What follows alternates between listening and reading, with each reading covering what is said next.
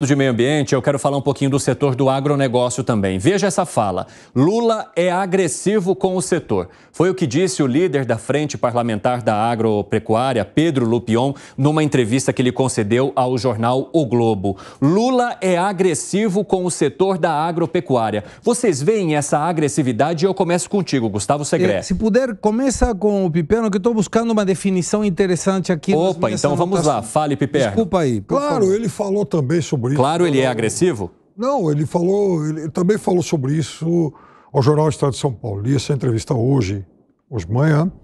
E, na verdade, ele tem lá as razões dele. Essa relação, sem dúvida, jamais foi suave. Agora, ele também aponta algumas questões que eu acho que são um pouco injustas, né? Quando ele praticamente coloca o governo como um inimigo do agronegócio, e obviamente não é assim, embora ocorram realmente atritos, principalmente aqueles relacionados ao MST. Agora, e ele fala, inclusive, da CPI. Eu insisto na questão de que a CPI, ela tem que avaliar a questão fundiária e também os financiamentos e a questão do ITR, que eu tinha esquecido isso. O ITR, ele não dá de arrecadação ao governo federal nem o que a cidade de São Paulo arrecada de IPTU o ano todo. Então, pera lá, será que isso também está proporcional? Bom, eu quero trazer também mais uma fala de Lupion. Ele fala assim: Lula já chamou os ruralistas de fascistas e mau caráteres. Isso nos afasta. Fica difícil ter bom relacionamento. Segré. Tá aqui.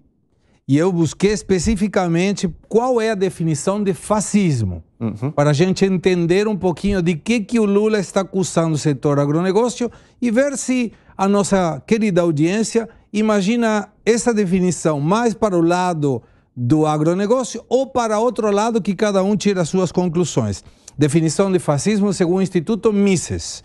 Fascismo é um sistema de governo que opera em conluio com grandes empresas, as quais são favorecidas economicamente pelo governo, que carteliza o setor privado, planeja centralizadamente a economia subsidiando grandes empresários com boas conexões políticas, exalta o poder estatal como sendo a fonte de toda ordem, nega direitos e liberdades fundamentais aos indivíduos e torna o poder executivo o senhor irrestrito da sociedade. Eu não vejo o agro com essa definição. Gani. É lógico que ele se coloca numa posição de confronto e desagrada o agro, primeiro no discurso. Então ele chama de fascista essa palavra tão banalizada e tão séria, né? Então ele faz uma acusação muito grave a produtores rurais que alimentam não só o Brasil, alimentam o mundo, geram emprego e riqueza aqui. Prova disso é que o ministro da Agricultura, ele ia participar de um evento no qual o Jair Bolsonaro estaria presente e ele sabia que ia ser vaiado. Então, o presidente da AgriShow falou: vocês não querem ir no dia seguinte porque o Jair Bolsonaro vai ser ovacionado e vocês vão ser vaiados aqui. Deu uma alternativa. E aí ele mentiu e falou que foi desconvidado. Não foi desconvidado coisa nenhuma. Né? A AgriShow propôs uma alternativa no dia seguinte. Agora, a maior agressão, Piperno, ao agronegócio vem do MST. A partir do momento que o presidente Lula, ele dá a chancela ideológica ao MST no discurso, convida o Stedley para ir para a China. A partir do momento onde o governo federal supostamente financia o MST por meio de ONGs, segundo fartas reportagens da imprensa, a agressão ao agro está aí. Agressão direta, cometendo crimes contra o agro. A agressão está aí. Inclusive, Pedro Lupion aponta que essa proximidade com o MST sugere, inclusive, provas de que o governo federal estaria financiando esse movimento e que isso vai ser muito discutido e debatido nessa CPI do MST. Piperno. Eu gostaria também que o Pedro Lupion não mantivesse tanta proximidade com, hoje, produtores que acabaram tomando de forma ilegal terras de propriedade duvidosa. Isso a gente vê no Brasil todo, mas eles estão inseridos nessas cadeias aí do agronegócio. Outra coisa, que o Lupion apontasse quem foram os governadores e os políticos coniventes com esse estado de ocupação ilegal de terras por parte de personagens que hoje são imensos produtores. Isso ele tem que revelar também. Agora, nessa edição, ou ainda nessa edição, a gente vai mostrar que houve um crescimento do PIB no primeiro trimestre muito impulsionado pela safra de grãos, soja, principalmente. E aí a gente tem, então, o PIB sendo elevado por conta do agronegócio. Na visão de vocês, está faltando o Lula também abrir um pouco mais os ouvidos para escutar essa categoria? Eu já passo para ti, Piperno, aproveitando que você estava no comentário. Mas ele tem que continuar conversando como o governo conversa, pois, inclusive, um ministro expert no tema para isso. Mas quando há um ministro expert com um presidente que fala diferente do ministro, isso não gera ruído? Não, o presidente ele tem muitas críticas e tal a alguns segmentos. Ele não está falando da cadeia toda, até porque o governo nunca foi hostil ao agronegócio, o governo nunca cortou financiamentos, o governo nunca cortou o dinheiro farto, o governo nunca se propôs, por exemplo, a revisar o ITR, coisa que eu disse agora. Então, ou seja, o governo não é exatamente hostil com a imensa maioria dos agroprodutores. O Segré. É o discurso. É o que Alan mencionava. Quando o discurso é contrário ao setor, está apoiando, direta ou indiretamente, através de muitas ações, o MCT, que hoje claramente é o algoz do setor do agronegócio. Ninguém tem segurança de que a sua fazenda não seja invadida. E quando você, como governo, está apoiando o MCT, claramente está desapoiando o setor. Eu acho que essa questão de agredir, ainda que seja unicamente pela fala, e mesmo que não seja nas questões fáticas, de dizer, não cortei o subsídio ou não cortei o dinheiro, está mostrando que não tem uma amizade manifesta para esse setor. Mesmo que o Brasil está com indicadores do agronegócio fantástico. Em qualquer momento ele vai passar Houve a recorte esse produção. ano.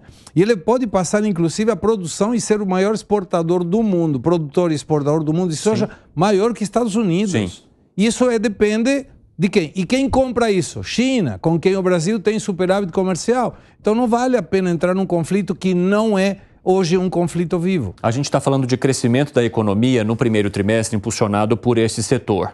Está faltando alguém ouvir essa mensagem, Gani? O próprio presidente Lula, porque o ponto do Lula é que ele não acredita de fato numa economia de mercado. Ele acredita naquelas baboseiras ideológicas de que o agro explora, de que gera grandes latifúndios improdutivos, essas narrativas que são faladas em colégio, em faculdade, e forma um monte de pessoas aí, de inocentes úteis, saindo da faculdade com essa visão aí de 1950. O Lula acredita nessas coisas. Ele acredita que o mercado financeiro explora, que não gera riqueza. Ele tem uma visão anticapitalista. Esse é o ponto. E o Lula está gravando essa visão anticapitalista dele. Porque não é aquele Lula pragmático que precisava mostrar serviço porque ele estava sendo colocado pela primeira vez com muita desconfiança na presidência da República, precisava ganhar o mercado, senão ele estaria fora. Dava um jeito e teria um impeachment. Dessa vez não, ele dobra a aposta, ele faz o discurso... E você acha que não há esse mesmo risco dessa vez? De voltar ao primeiro mandato? Não, de se pressionar algo a ponto de um impeachment.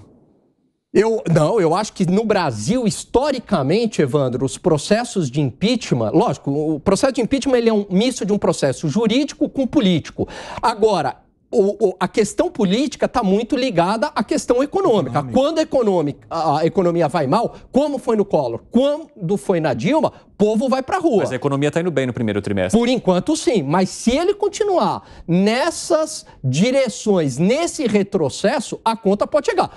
O governo Dilma, no primeiro mandato, também não apareceu nada, né? Veio à frente, a conta chegou depois. Piperno, por que você estava assim, e colocando a mão na cabeça e fechando o olho e coçando?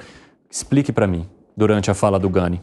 O agro jamais vendeu tanto como no período do Lula 1 e 2 e, de novo, agora vai exportar cada vez mais. O Lula é um caixeiro viajante. E ele está aumentando produtividade sem necessariamente aumentar a área plantada. Isso os dados também mostram. Mas é verdade. Aliás, o Brasil tem uma empresa chamada Embrapa. Que historicamente contribuiu muito para isso, né? Feita lá com capital estatal, né? Aquela coisa toda que, enfim, todo mundo conhece. Ou seja, quando o Lula vai para a China, mas antes vai uma caravana de 200 empresários, a maioria do agro, e outro dia eu falei até com alguém do JBS lá, enfim, que acompanhou toda a comitiva deles lá para vender mais, é óbvio que é um governo abrindo mercados e historicamente foi assim com ele e vai continuar sendo assim. Isso é uma coisa que o Lula gosta de fazer, de trazer negócio para o país, porque isso também é o que ele vende para o público. É uma situação excepcional no G7. A gente deve ter visto outro noticiário. Eu pensei que a viagem que o que mais gosta Lula é de viajar. Aliás,